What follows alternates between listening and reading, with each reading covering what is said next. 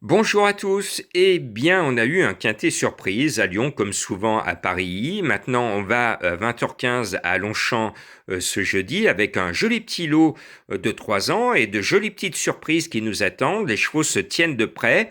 On a une course référence, le dernier quintet, et je vais prendre le risque de ne pas mettre le cheval qui a gagné le quintet référence, le 6, pour faire rentrer quelques originalités dans ma sélection.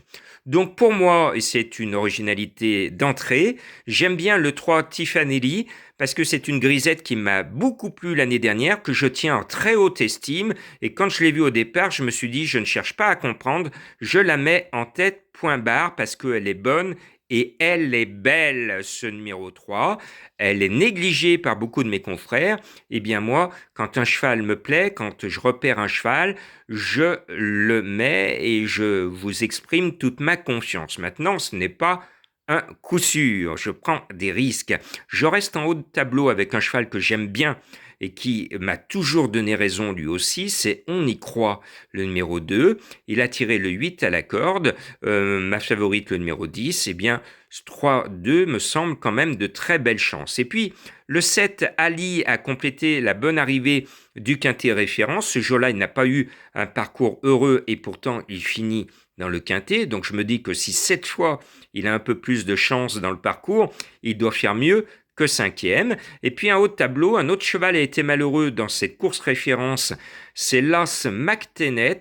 La dernière fois, je m'en méfiais, il me galopait un peu dans la tête, j'ai laissé courir, mais je me dis pas 2 fois de suite. Et cette fois, il faut que je le mette. Parce que, à mon sens, même s'il a déçu ces derniers temps, à mon sens, c'est un cheval qui a un quintet dans les jambes et qui devrait maintenant s'y révéler. Et puis, Barbero devait avoir 2 élèves au départ, mais il a jeté l'éponge avec son chat, le 15 The Cats, qui est non partant. Eh bien, je garde son 5, qui est monté par Christophe Soumillon. L'animal est en forme et je pense qu'il peut faire la bonne arrivée. Christophe Soumillon est en forme dans les quintets en ce moment. Je le glisse sur mon ticket. Et puis en enlevant le 6, j'ai pu mettre dans ma sélection un cheval qui est très compliqué, mais qui est dans l'ensemble régulière. C'est le 11 Concertation. Alors je me suis concerté avec moi-même, si vous me permettez l'expression.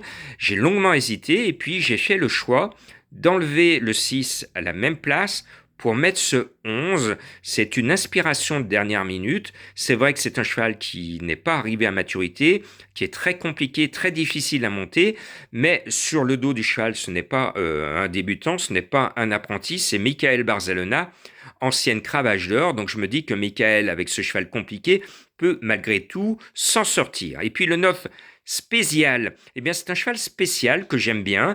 Lerner est confiant. Je pense qu'il va faire carrière dans les quintets.